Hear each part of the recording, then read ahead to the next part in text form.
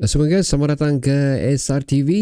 So, satu uh, begini, aku jarang sekali follow untuk Harimau Melaya punya match lah, maksudku international match untuk Malaysia ni. Normally aku akan tengok result saja, lebih kurang macam tu. Dan perkongsian pun memang agak jarang aku buat. Cuma kali ni aku merasa macam aku patut tengok perlawanan ni kerana sebenarnya kita semua tahulah ini adalah macam satu revolusi untuk Harimau Melaya. Dikedekan lagi dengan beberapa wajah baru yang telah diperkenalkan lah. Antaranya adalah coach terbaru kita iaitu Peter Kalmowski. Okay, kalau aku nak silap, kalau betul lah sebutan aku tu. Dan of course satu lagi pemain, aku boleh katakan pemain defensif midfield untuk pasukan Malaysia ni iaitu Hector Havel.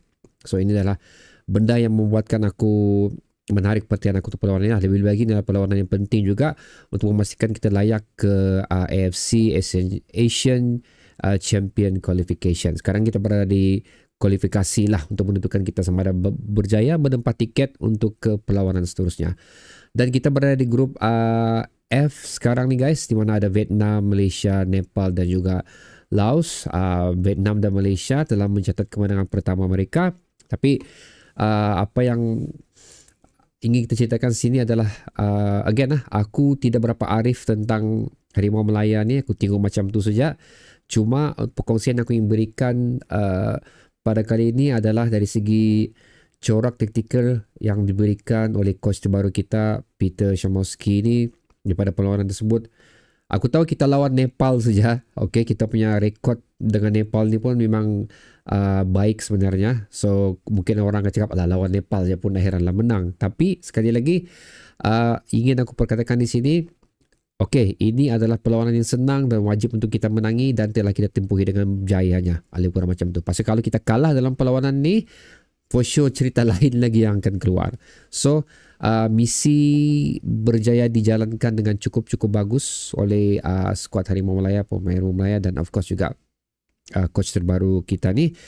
Dan antara benda yang menarik perhatian aku di sini adalah aksi yang diberikan oleh Hector Havel ni. Macam aku katakan, dia adalah defensive midfield atau boleh katakan anchor untuk pasukan Harimau Melaya ni. Beliau banyak memegang bola, banyak mengawal tempo perlawanan pasukan Malaysia dalam perlawanan ni, dan beliau memang begitu efektif lah.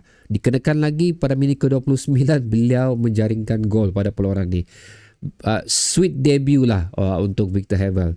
Dan selain daripada itu beliau juga hampir juga memiliki satu lagi peluang untuk mendapatkan peluang mendapatkan gol kedua beliau. So it's remind me macam Nacho Insa lah kalau bersama JDT, corak permainan Hector Havel ni. So adanya beliau bersama skuad Harimau Melaya ni adalah merupakan satu plus yang cukup bagus dalam perancangan dalam perancangan Peter Kalmowski ni. Aku rasa itulah tujuan beliau dibawa masuk ke dalam Harimau Melaya. Of course aku peminat Sabah FC dan aku sini ingin menyentuh mengenai status pemain Sabah yang tidak ramai tersenarai. Aku kecewa Dominic tiada disenaraikan atas kecederaan kalau aku nak silap, ataupun aku nak tahu lah, aku nak pasti apa yang berlaku sebenarnya.